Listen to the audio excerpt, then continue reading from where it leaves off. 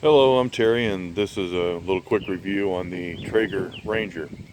The reason I'm doing this is because when I first bought the Ranger, I wasn't sure if I wanted the Ranger or the Scout, and I didn't really know what the difference was and couldn't find out a lot of information online because it seemed like everybody wanted to do a little quick video on lighting it up and that kind of stuff, and that doesn't really help. So the difference between the Ranger and the Scout is this. When you open up a Scout, you won't have this extra box here. And this extra box just holds a little extra pellets. It's just screwed in, a couple of spots, and just a little extension here. And that makes up the bigger hopper.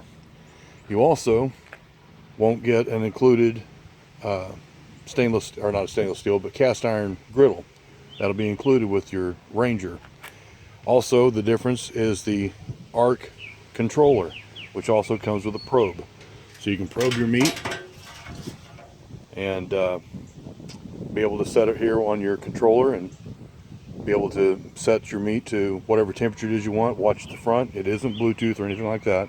So you will be at your grill for watching the temperature. But it is neat. The arc controller keeps your temperatures within 5 degrees. The one that's on the Scout has a 25-degree variant. So the difference in the Ranger, I mean, you're going to get the cast iron grill, the probe, and the larger hopper, as well as the 5-degree increments of control on the temperature. But the grill size is exactly the same. They call these things portable. I don't really know why, because it's not really much of a tailgater unless you've got a 110-volt outlet in the back of your truck.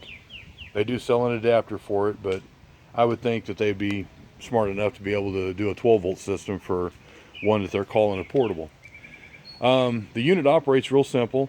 You just flip the switch on the back, and then you can come up front. I don't know if you can see it in the light. I'll move this around here so that you can see. There we go. So to fire the thing up, you just simply press and hold it down there to go to the temperature that you want to be.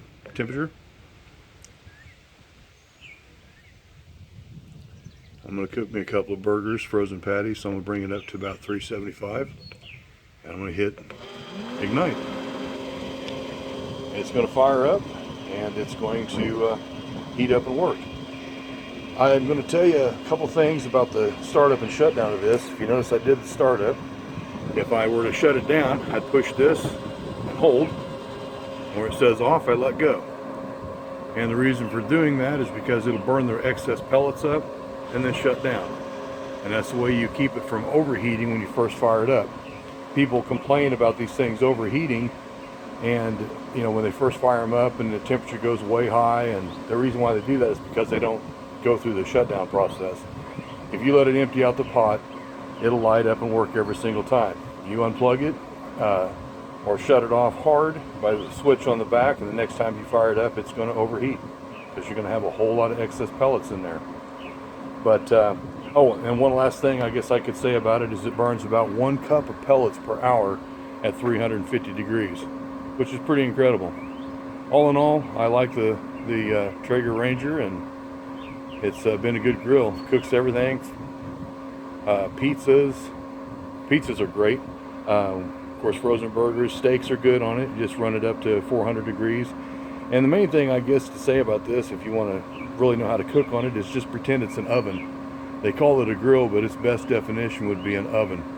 It gives you the flavor of food from back in the cowboy and Indian days, whenever all the stoves were wood fired, and it's just a nice way to cook.